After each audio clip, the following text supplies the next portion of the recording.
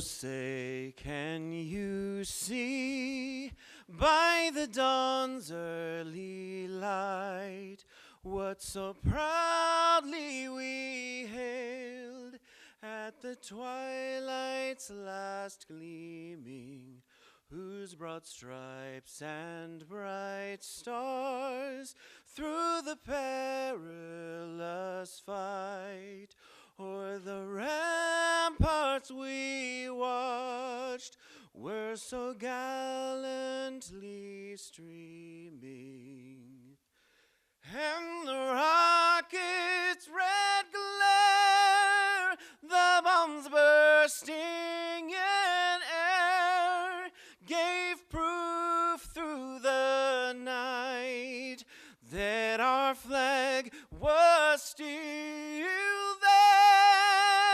Oh, say, does that star-spangled banner yet wave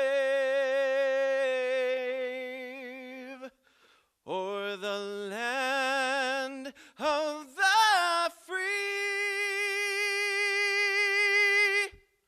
and the home of the brave?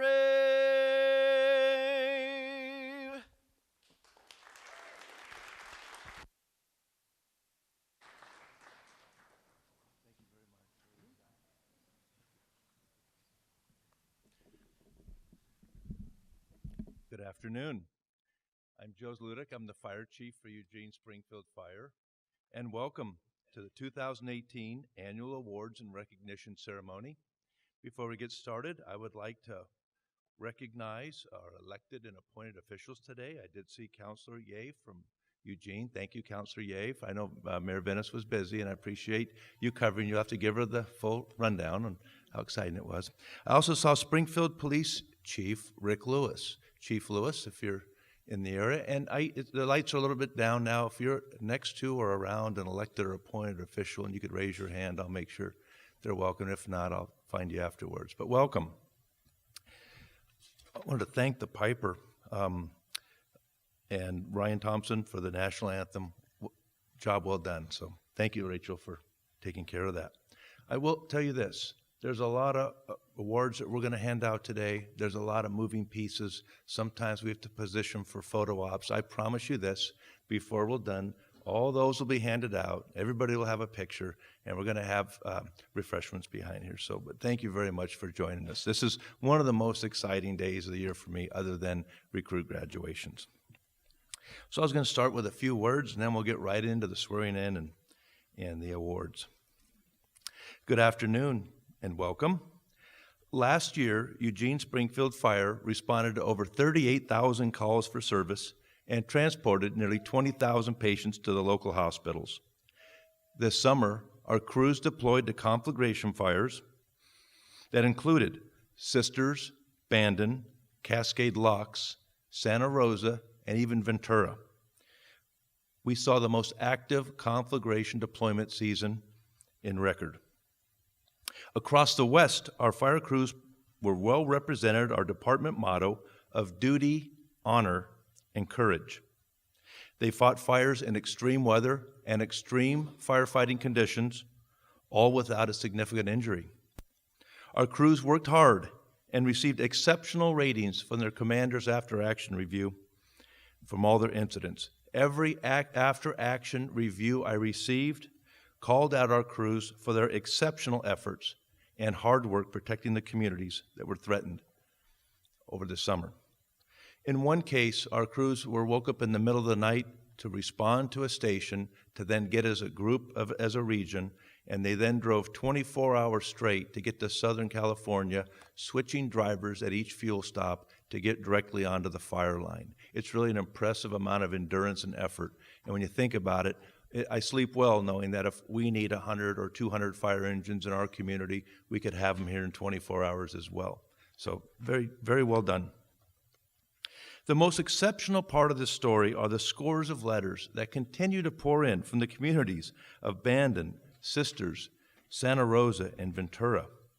Just to take a second here, and a crews are up towards the back, and it is a little dark, But if you responded as a commander or a crew member on a conflagration fire this year, can you please stand up so we can thank you for your dedicated service this summer and fall?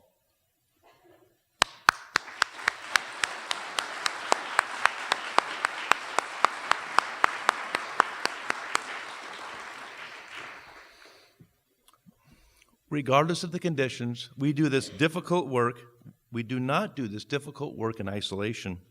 When we respond and deploy on scene, we do so as a team. Teamwork is evident at every emergency scene, and it is the ability to work together that makes the mission of delivering emergency services happen. It takes skill, expertise, and training for crews to accomplish what they do every day, but nothing gets done well without the most important tool in our inventory, and that's teamwork. We have almost 90% of our department deployed in the field.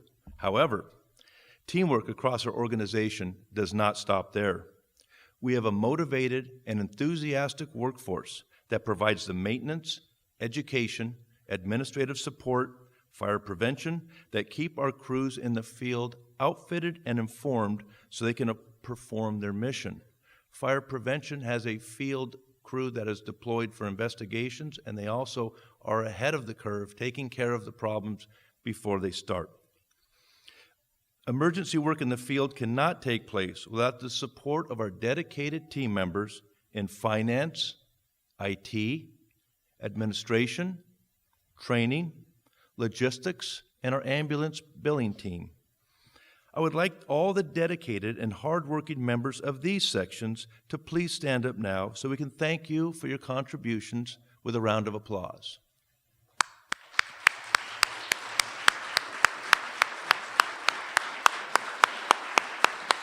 Thank you.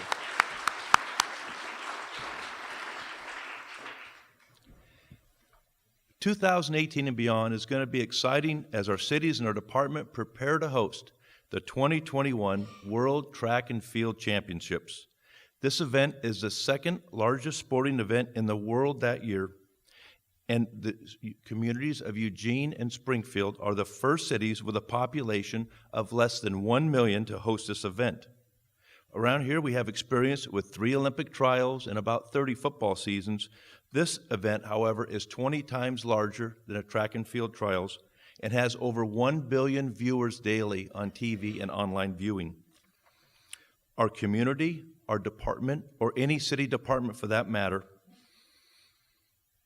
will not be prepared for this unless we start now by 2021. We know from our experience from planning large public events that the key to success, again, is teamwork. This year, we will continue the challenge of developing our future leaders while planning for the 2021 with a prevention, emergency medical response, and fire suppression plan that is capable of protecting a community much larger than the Eugene-Springfield metro area of 240,000 today. With international visitors from over 200 countries, we will need to perform our duties in a manner that demonstrates our ability to deliver world-class emergency services at an event that has never been previously hosted in the United States. Past host cities for these games include the humble hamlets of London, Berlin, Paris, Helsinki, Tokyo, Moscow, Beijing, and soon Eugene and Springfield.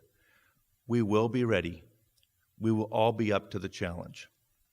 In 2018, we will also continue our work on personal and professional resiliency across our organization.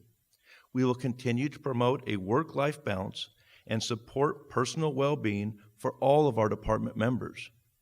This need expands to our ambulance billing team that talk to the loved ones of those that have experienced a tragedy, usually without ever seeing their face.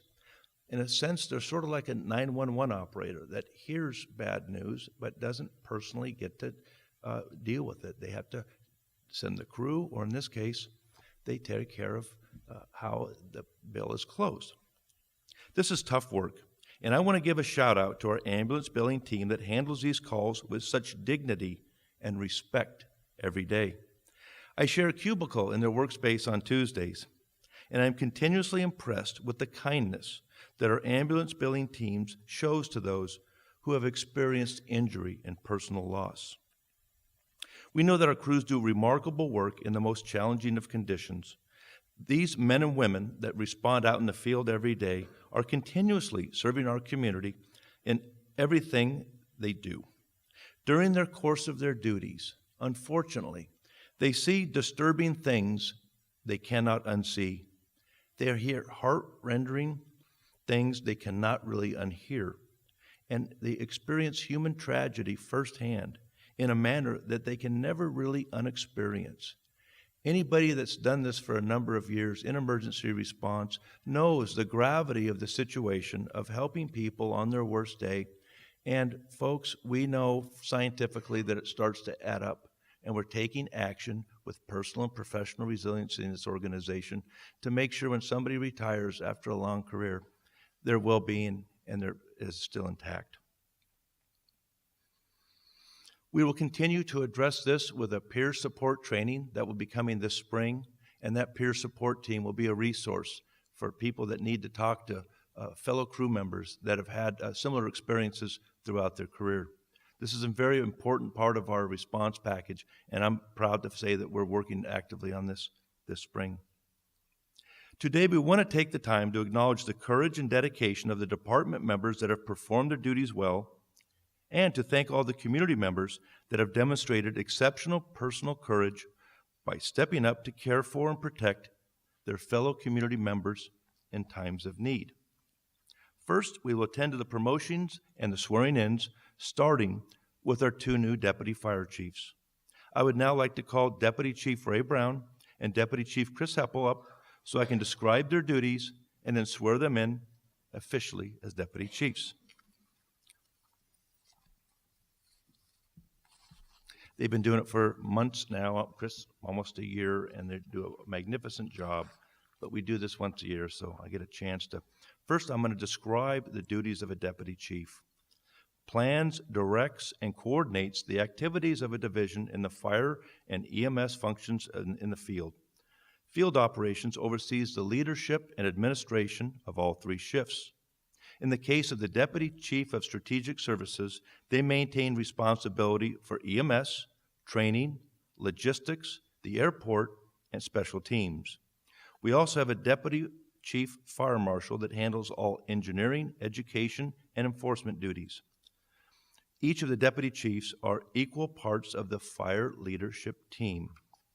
And with that, I'm going to come over and I'm going to give Ray and Chris their oath of office.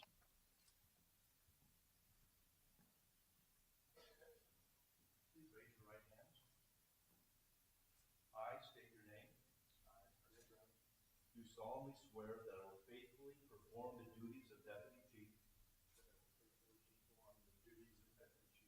That I will strive for the preservation of life. Property and the environment, and act in the good of the community, that I will uphold the rules and regulations of this department, and that I will well and faithfully discharge the duties of my position.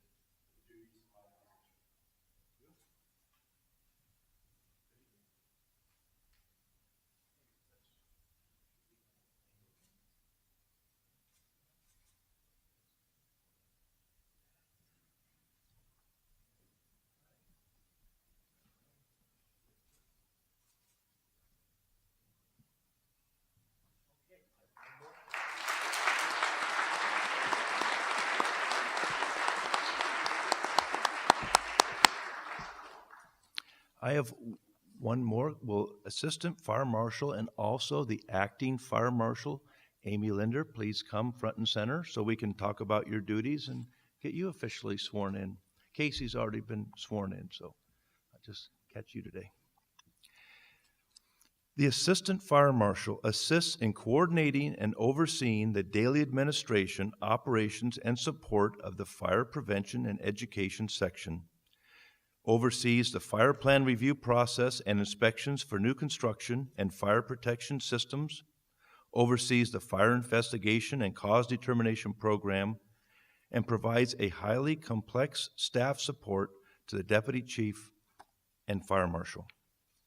Okay, with that, I'm going to swear in Amy.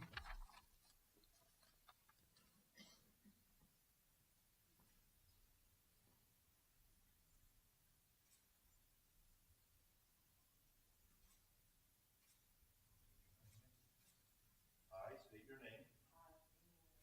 Do solemnly swear that I will faithfully perform the duties of assistant fire marshal. And I will strive for the preservation of life, property, and the environment, and act for the good of the community. That I will uphold the rules and regulations of this department, and that I will well and faithfully discharge the duties of my position.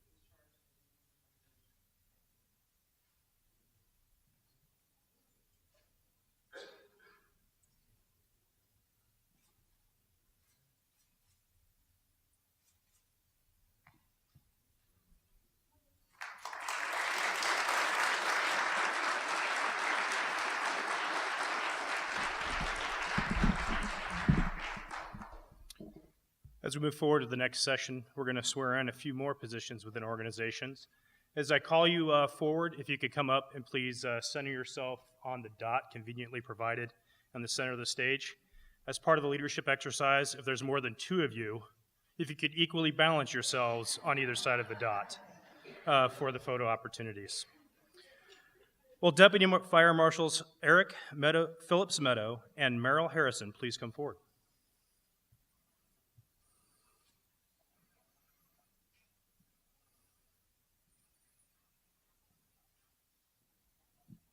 The dot.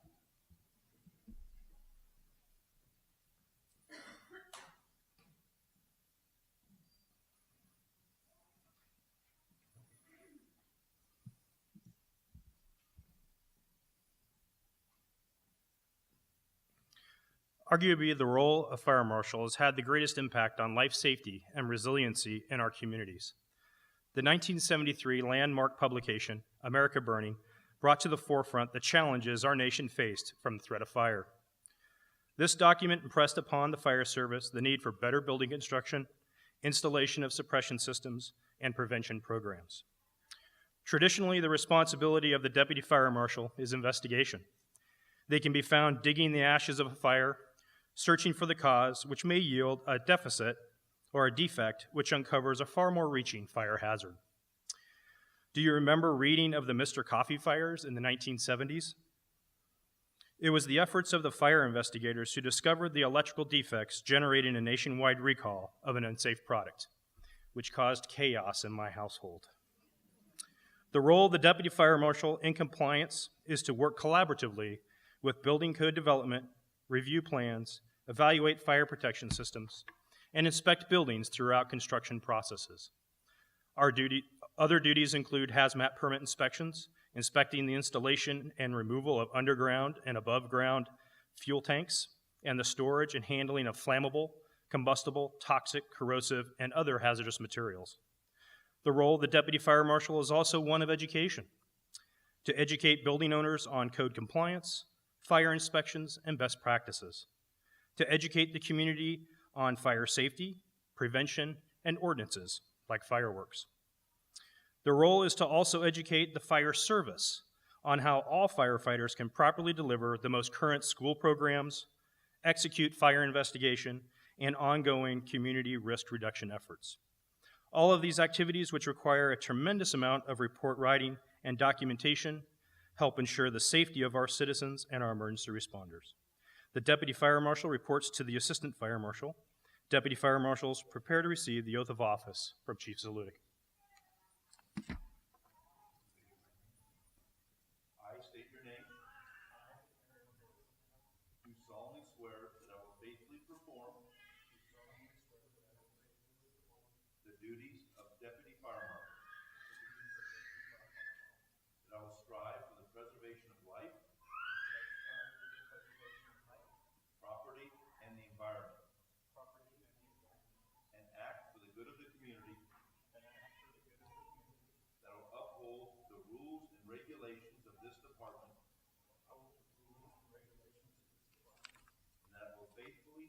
well discharge the duties of my position.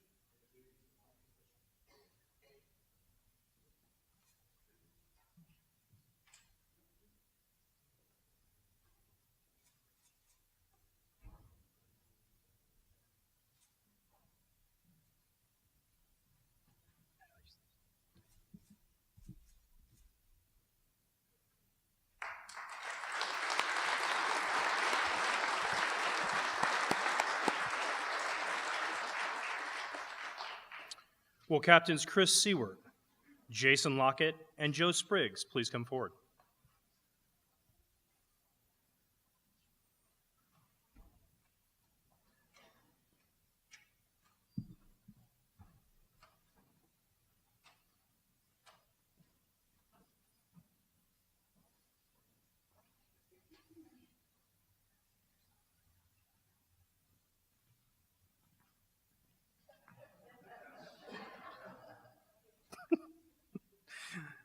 The captain is responsible for the overall command of a fire station, housing one or more companies assigned to a specific shift. They have the responsibility for training, coaching, assigning, and record-keeping duties for all station personnel. The fire captain coordinates plans and oversees the activities of their personnel on an assigned shift.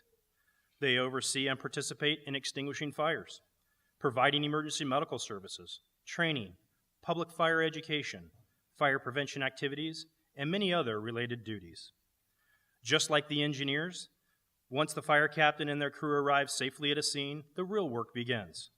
Many times the fire captain will need to make rapid size-ups and risk-benefit analysis, and then develop and communicate directives to their crew and other responding apparatus. Many times, this is without the benefit of complete information. This all must be done while maintaining total scene safety awareness and a constantly changing environment. Equally important is the role they have back at the fire station. Each captain is responsible for the overall environment of their station. They must ensure that it remains healthy, a respectful workplace environment, and their crew and apparatus are fully ready to respond. They are responsible for everything that happens and what does not happen at their fire station. The fire captain reports to the battalion chief. Captains, prepare to receive the oath of office from Chief Zaludik.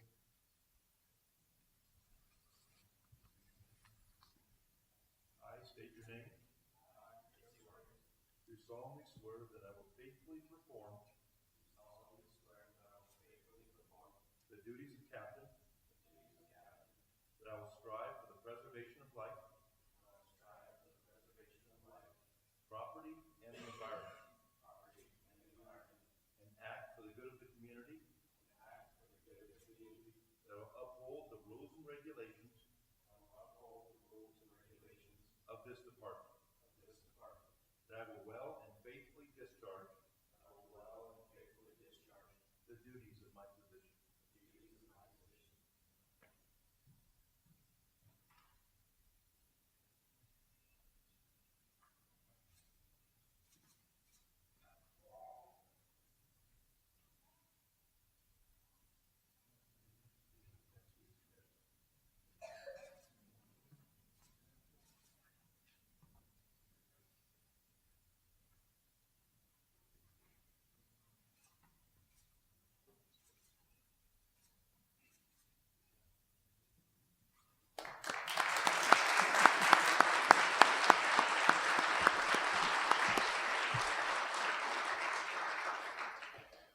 Will engineers Joe Hyde, Rory Kokos, Omar Bond, Ryan Cherbeau, Jesse Bishop, and Seth Morehouse please come forward?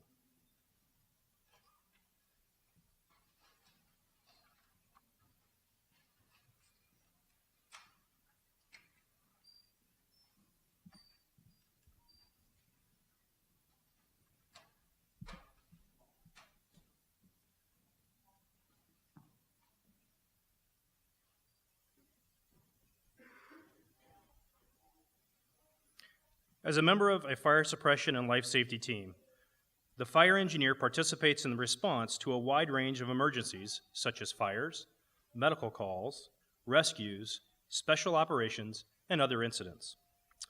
As firefighter paramedics, and intermediates, They drove the ambulances to countless emergencies. Now, as fire engineers, they are responsible to drive, operate, and maintain firefighting equipment such as fire engines, ladder trucks, brush rigs, and water tenders.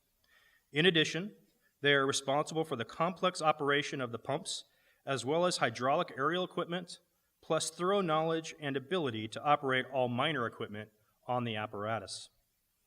They are responsible for the ongoing maintenance and upkeep of their assigned apparatus and equipment, and always have them in response-ready status throughout the shift. And they respond to these apparatus day and night in any type of weather. Our department responds to over 32,000 calls for service. This last year, 38,000 every year, and that number continues to grow. But nothing can happen until we arrive safely at the incident. And at a working fire scene, the engineer's role is equally as critical. The firefighter may get to kick in the door and spray water, but not until the engineer is at the pump panel doing their job. In addition to all that, they must continue to maintain their paramedic skills, plus many of their firefighting skills. The firefighter reports to the captain. Engineers, prepare to receive the oath of office from Chief Zaludik.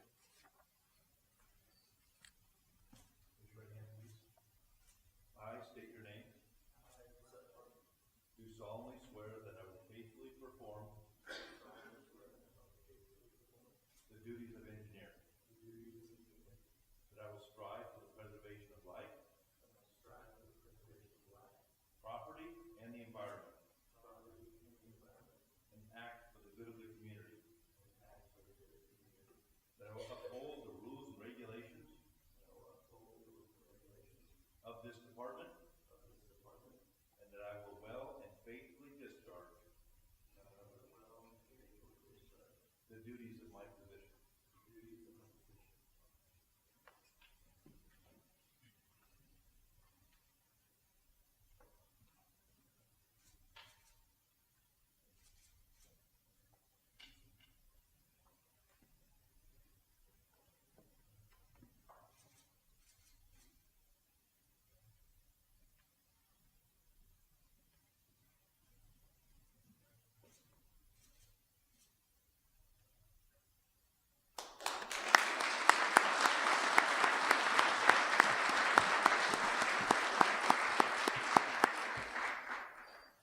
Is Emergency Medical Technician Shane Teague present? Copy training, excellent. We're still going to go ahead and recognize Shane. Shane, as an Emergency Medical Technician 2, manufactures, evaluates, inspects, tests, repairs, and maintains complex and critical fire suppression and emergency medical equipment, all while also providing lead direction over other emergency medical technicians and maintenance staff. The Emergency Medical Technician 2 reports to the Logistics Manager. We can all go ahead and a round of applause for Shane on his promotion.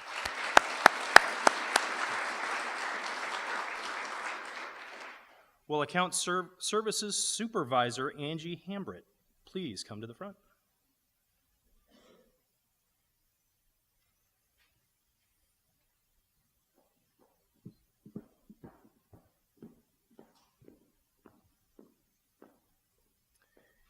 The Account Services Supervisor assists with the management of the ambulance billing staff and the administrative operations of the work group.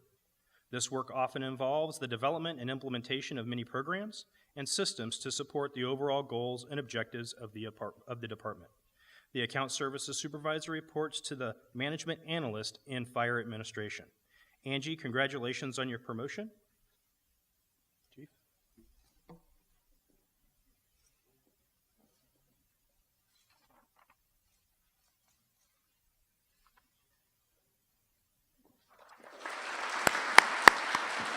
No.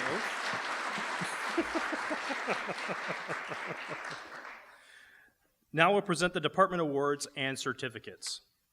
I'll first start with the unit citation. The unit citation award is given to a team or work group whose notable contribution and attention to detail while in the performance of their assigned duties leads to the greater success of their mission and the department. It is my pleasure to award this team the unit citation. Please come forward to the front as I call your name.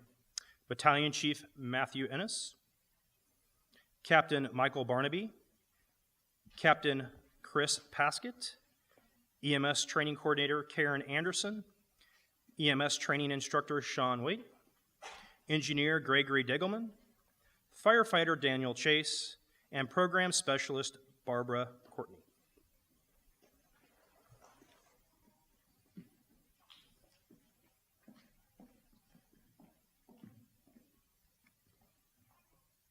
After 30 years in public service, I've come to recognize that training is the pulse of an organization. While those in operations use descriptors such as mission first, first do, and being at the point of the spear, it was training who prepared them for the mission to be first do and push them to the front of the spear. While we visually observe the training section providing entry-level academies and continuing education, many don't see the hours of work in documentation, data input, leadership development, EDP, ODP, light duty management, the BLS program, hiring, promotional processes, high-rise training, etc.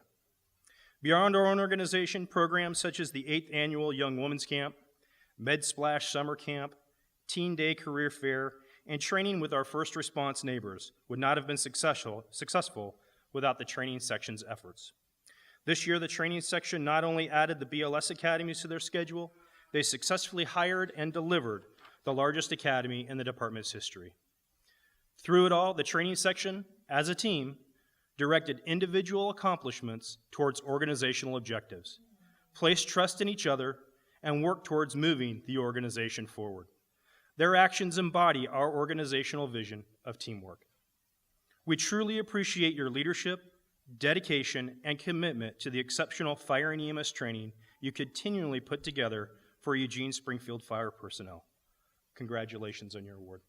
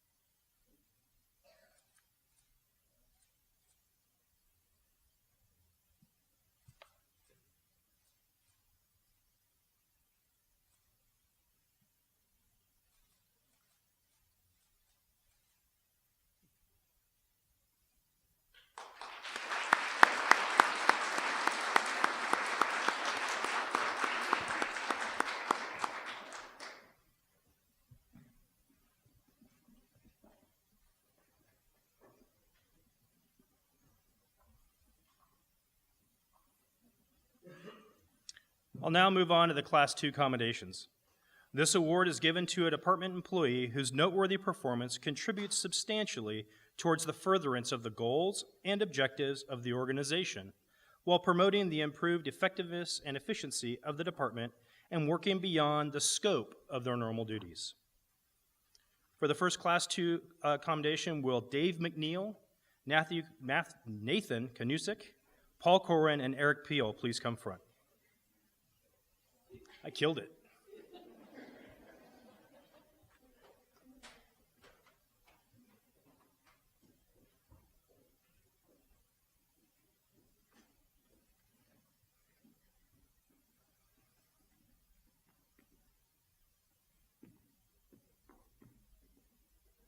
It is our pleasure to present you with the Class II commendation. This honor was initiated by a nomination from the EMS Training Coordinator Karen Anderson and Engineer Ned Kilgard. You are receiving this award for the development and delivery of active violent incident training. The world, our nation, and region have been permanently affected by violent events. In the post-9/11 landscape, first responders have recognized the threat has evolved. No longer are threats limited to fuel spills, downed electrical lines, or dementia-ridden baby boomers. Today, first responders have to consider and prepare to respond to active shooters, incidents of terrorism, extremist groups, and isolated violent individuals. This team recognized a gap in our response profiles. They took self-initiative to educate themselves and obtain training to become subject matter experts. As a team, they continued to develop equipment needs, deployment, and standard operating procedures.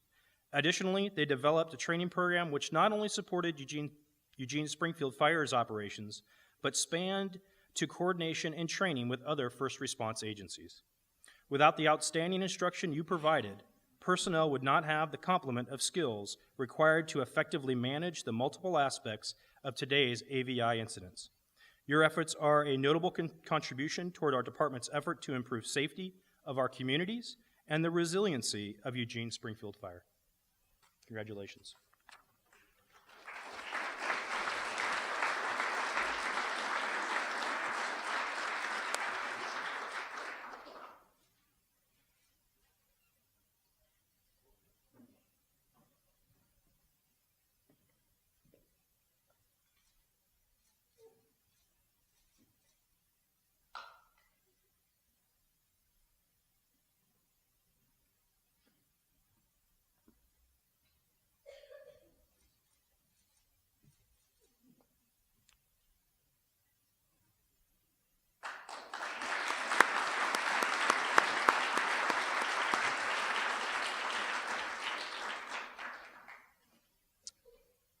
Firefighter paramedic Jason Dean, please come forward.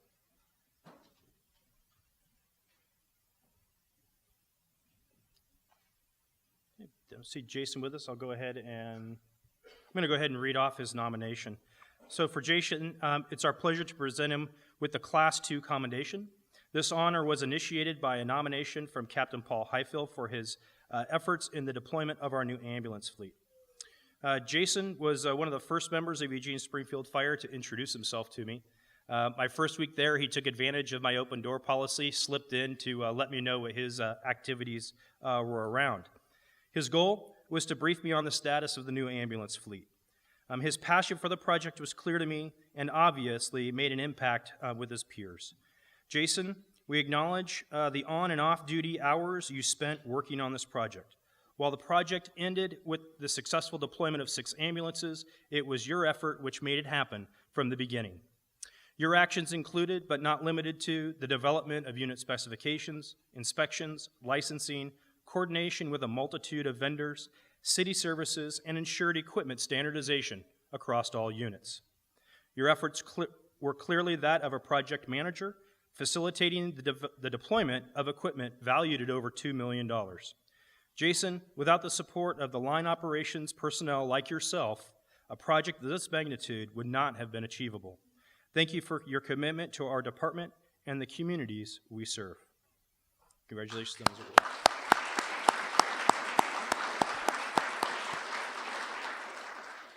And finally, Barb, will you please come forward?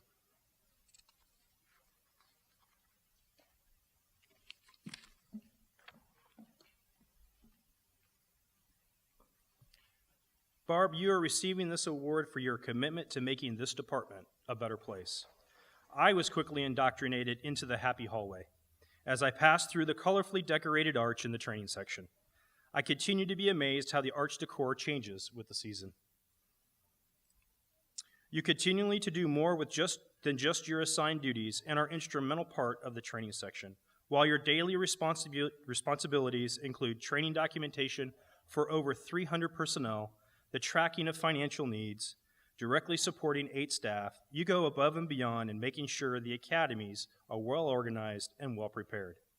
Additionally, outside the organization, you coordinate and facilitate the ongoing teen recruitment activities through close interaction with high school counselors and teachers. This year was the busiest. Eugene Springfield Fire not only delivered 2 firefighter paramedic academies, but added 2 basic life support academies to an already compressed schedule. As the academy is the first step in a new member's career, your efforts made their experience memorable. Barb, you are a selfless individual that rises to all challenges that emerge in an optimistic way with solution-minded approach. Your coworkers specifically stated, quote, Barb does an excellent job and she is an invaluable part of the training section, end quote. Your efforts have consistently reflected a positive contribution towards the department, and for that, we thank you.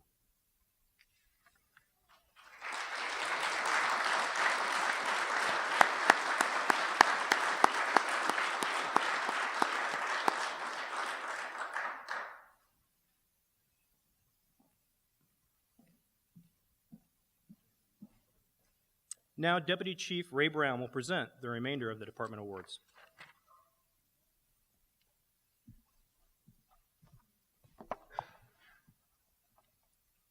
Hello. Our next award are the Class 1 commendations. EMS Chief Joanna Campy, are you still here? Okay, she had to go for a family emergency, and we're going to start next with the Class 1 commendations. A Class 1 commendation is awarded to a member of Eugene Springfield Fire whose noteworthy performance provides a laudable contribution towards the furtherance of the organization's stated goals and objectives while working within the scope of their normal duties.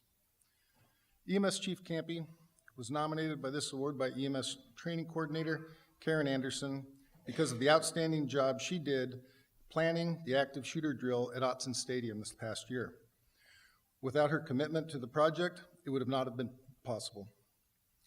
The drill enabled Eugene Springfield Fire personnel to practice essential skills necessary to mitigate an incident of this nature. Can I please have a round of applause for EMS Chief Campy?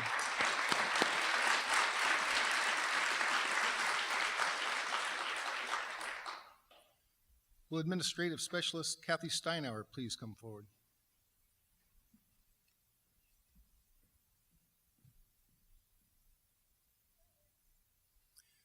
Kathy, you were nominated for this award by Program Specialist Barb Courtney, Senior Management Analyst Gail Draper, and Senior Reporting Manager Kim Thomas for the excellent customer service you provide daily to the public, fellow staff members, and other city employees. Your coworkers had this to say: Kathy has always been wonderful to work with. She takes her new responsibilities on with enthusiasm and has caught on to the new PeopleSoft system with ease. Kathy, thank you for your hard work and congratulations on your award.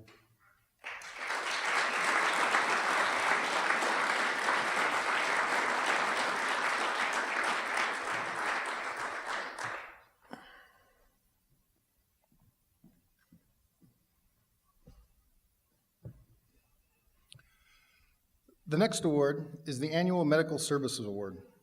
The Annual Medical Services Award is given to an employee who demonstrates a dedication to respectful treatment of coworkers and patients, consistently presents themselves in a professional manner during the provision of medical care, serves as a positive example for other employees by virtue of their reputation and good work, and displays sincere commitment towards serving the public.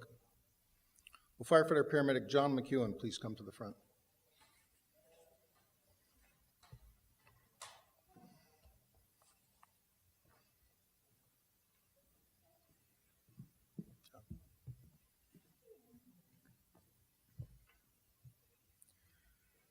John, here are some of the things your coworkers had to say about you. John deserves this award because he is the type of medic and employee that I personally want to be. I have witnessed John have a scene presence and bedside manner that reflects the values of the department and sets a standard of care that crew members recognize as the highest level of professionalism. Not only is firefighter McEwen one of the best medics in our department, he is a great guy to work with. People just enjoy being around John, and his personality makes people happier once they have spent time with him. John, thank you for your hard work and dedication, and congratulations on your award.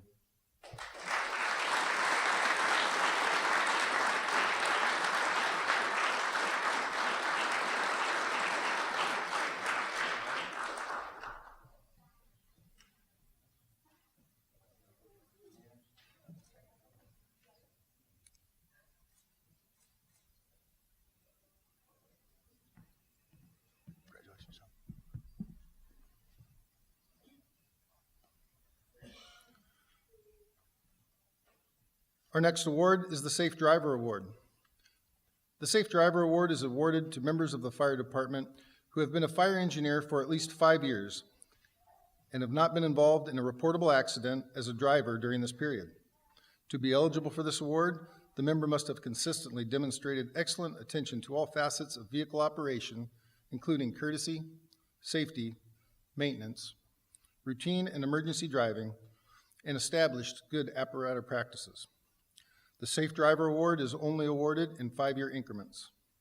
As Chief Heppel stated in his description of the engineer position, nothing happens until we arrive safely at the emergency scene.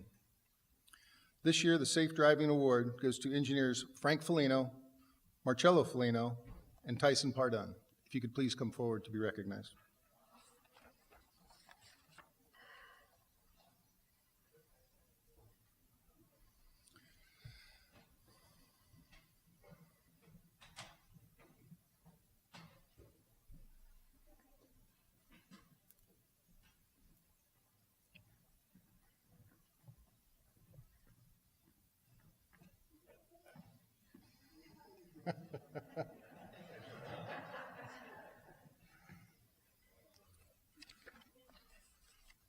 One minute, Chief.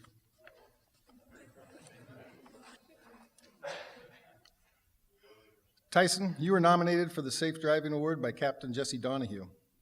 Captain Donahue had the following comments. I feel completely comfortable with Engineer Pardun at the wheel. He is always safe and drives with due regard for everyone's safety. He is always timely and thorough with regards to maintenance and care. He has intimate knowledge of his apparatus and is always willing to help others. Congratulations.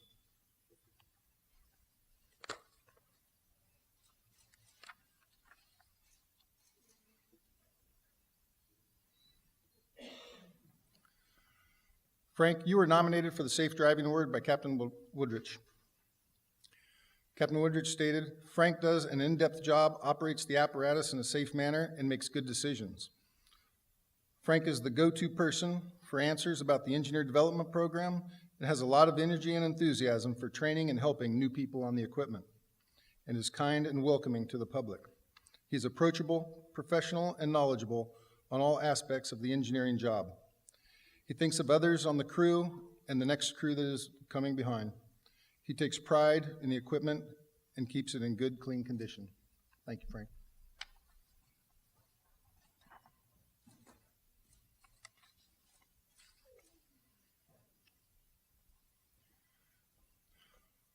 Marcello, you were nominated for the Safe Driving Award by Captain Anthony Bucher. Here are some of the comments from Captain Bucher. Marcello is always willing to take the extra mile after a call and on routine business to communicate with those of the community. Marcello is usually the instigator of maintenance or additional apparatus projects. He takes pride in his equipment and is a good motivator of his peers. Congratulations, Marcello.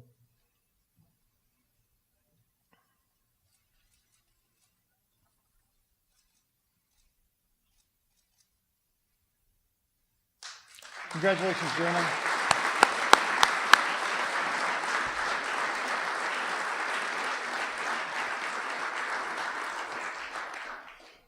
Now Chief Zaludik will present the Citizens Awards.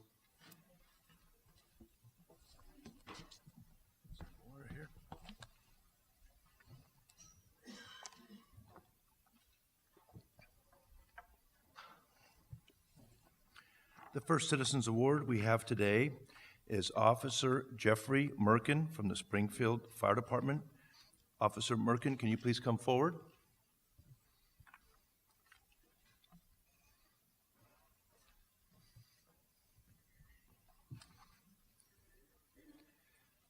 On February 1st, 2017, Officer Merkin was on the initial first responder on scene. When he arrived, he found a subject in complete cardiac arrest. Actually, we have patients. Police have subjects, so I just wanted to feel at home. Officer Merkin quickly went into action, and he applied an AED, which is an automatic defibrillator, onto the subject, which indicated the patient's heart rhythm needed to be shocked. The AED delivered the shock, and Officer Merkin then performed CPR. A second shock was delivered by the AED when the appropriate amount of time had elapsed from the first shock. Statistics have clearly shown that cardiac arrest patients who receive early CPR and defibrillation have the highest incidence of successful survival from sudden cardiac arrest. The interventions performed on this day by Officer Merkin clearly contributed to the survival of this patient.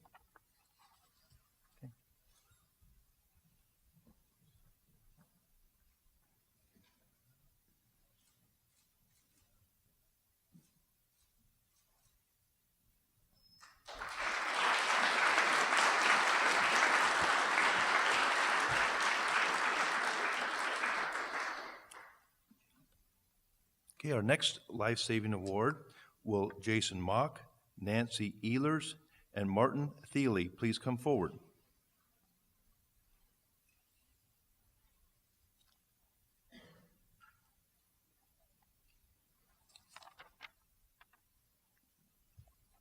You're representing, sir. Oh, here we go. Very good. We made it.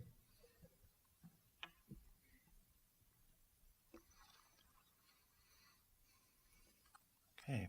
At approximately 2 p.m. on May 9th, 2017, custodians were working at Monroe Middle School when they heard one of their custodians, Martin Thiele, heard a commotion and went to investigate. He found his co-worker lying on the ground, not breathing, and with no pulse.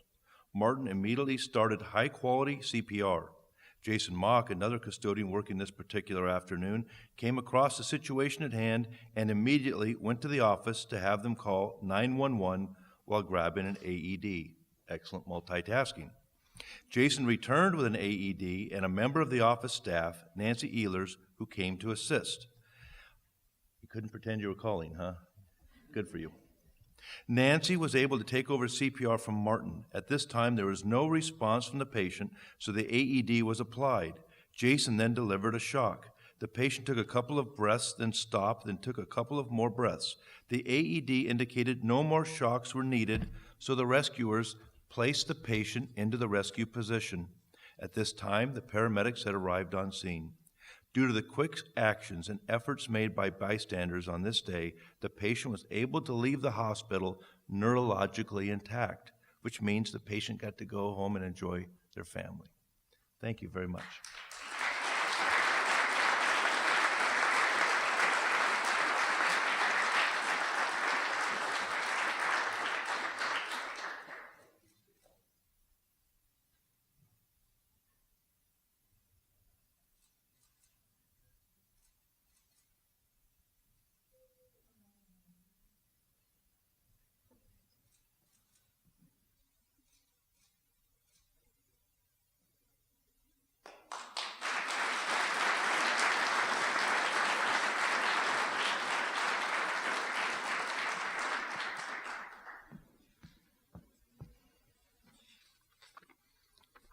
Okay.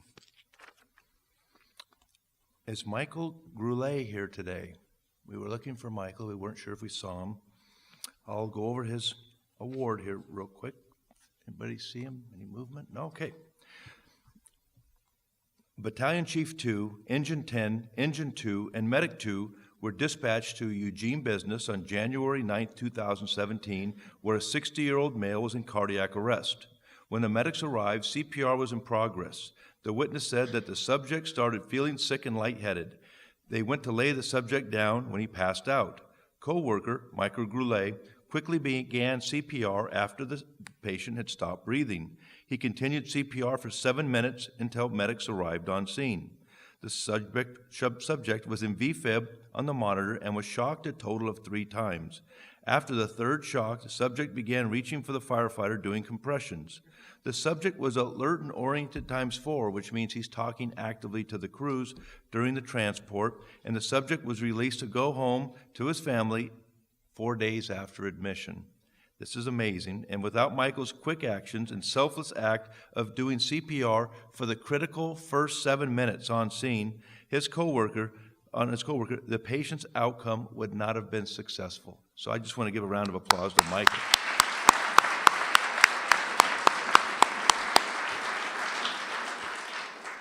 The team that you saw in training that received the award earlier are part of the team that has switched our CPR protocols to take us from maybe a 12%, 10 to 12% survival to last year over 50%.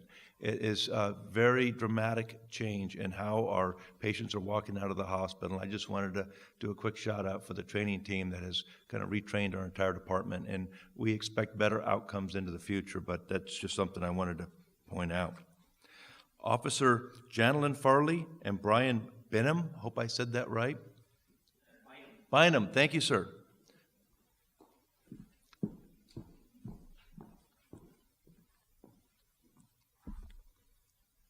On October 29, 2017, Officer Farley arrived on scene to find 2 patients that had overdosed on heroin. Officer Farley quickly assessed the situation to find that neither subject was conscious or breathing. She began CPR on one of the subjects. Quickly after she had begun CPR, Brian Bynum saw Officer Farley performing CPR while another subject was down. He then began compressions on the additional subject. Due to both Officer Farley and Brian's quick actions, the subject regained pulses shortly thereafter. When fire and EMS crews arrived, both patients were still unconscious but had pulses. Medics transported both patients to the hospital, and they were shortly released with no neurological deficits. Due to the quick thinking of both Officer Farley and Brian Bynum, these two individuals made complete recoveries.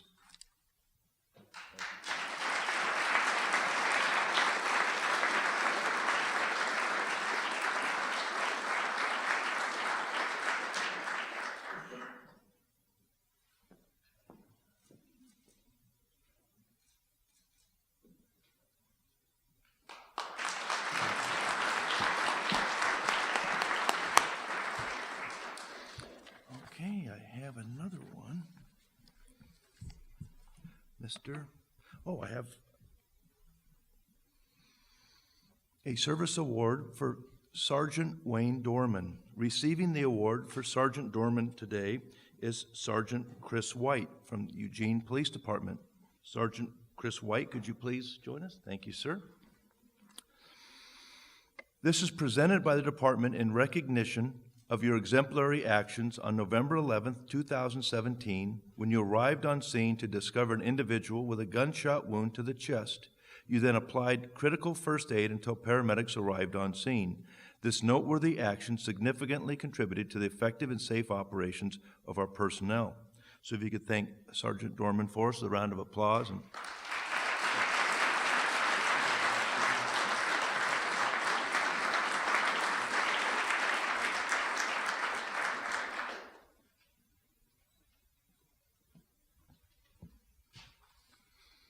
And I have another service award. Is Mr. Tucker available today? Very good.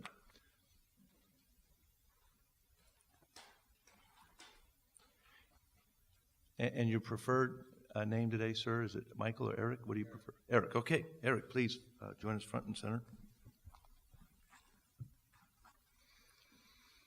Okay, Truck 1, which is our large apparatus with an aerial ladder and all the tools you could imagine on this 60-some foot truck, was called to extricate a 2-year-old girl's finger from the drain in the kitchen sink. The girl's finger was stuck in the bottom of the drain past the second knuckle. Truck 1 crew tried to disassemble the drain but was unable to dislodge due to the locking collar on the bottom being stuck in place. Battalion Chief 1 was called due to the difficult nature of the extrication and requested help from a City of Eugene plumber, Eric Tucker.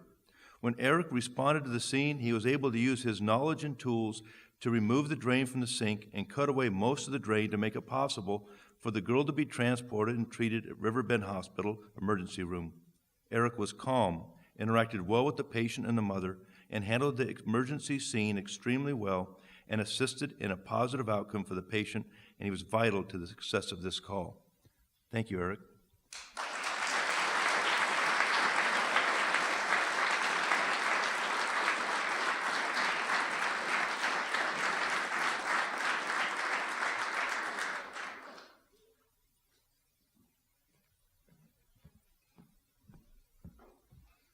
With that, I believe we're ready for closing. Did we empty the tables already, Rachel? Very good. In closing, I would like to take the opportunity to recognize all the hard work and preparation that went into your efforts for today's promotions. It requires many hours of reading, studying, and attending classes to achieve these goals that you have today, and you have exchanged your previous badge for a new badge and a new area of responsibility. Your badge represents the public's trust in you. Wear it proudly and never forget what a privilege it truly is for all of us, with or without a badge, to serve our fellow humanity in their time of need. For all our awards recipients, your hard work and dedication to excellence and your courage have made a positive impact in our department's ability to serve our community. At this time, I want to personally recognize all the family members, friends, and co-workers that have supported you tirelessly during your preparations for your hire or promotion. To say it takes a lot of studying and training is an understatement. I would estimate each promotion is in the area of 1,000 hours of preparation. It's unbelievable. They did a great job. Let's take a second now to recognize the friends and family that have shared in your sacrifice with their continuous love and support to our newly promoted department members with a round of applause. Thank you, families.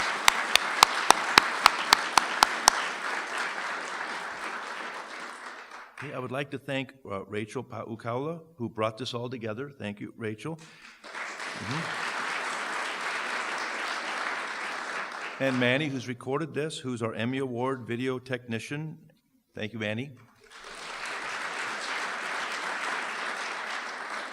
And I want to thank the entire awards committee, including EMS Chief Joanna Campy, Battalion Chief Ben Miggs, Captain Mike Hunt, Department Assistant Rebecca Hollenbeck, Fire Med Program Expert Melanie Gates, Driving Instructor Greg Degelman, EMS Instructor Dan Chase, and Training Captain Mike Barnaby for their work in making this event possible today. Thank you very much.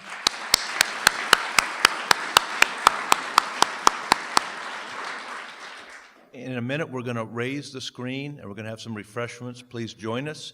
I won't be partaking. My whole team knows I'm on the strictest diet of my career, right, Rachel? And my wife's sitting right here, so I'm sticking to that mantra. But we would really enjoy it if you could come and have some refreshments with us and maybe catch some pictures with your family members. So please join us up front. Thank you. And that concludes our ceremony today.